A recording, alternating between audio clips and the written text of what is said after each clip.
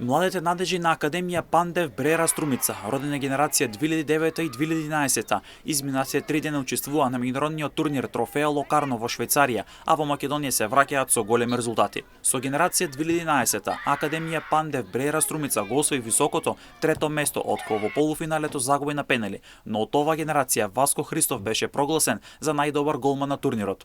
Со генерација 2009, Академија Пандев Брера Струмица стана шампион и заслужено го освои првото место, каде што младите надежи на струмичкиот прволигаш одлично одиграа во текот на целиот турнир, а дополнително го имаат и најдобриот играч на турнирот Антонио Стаклески.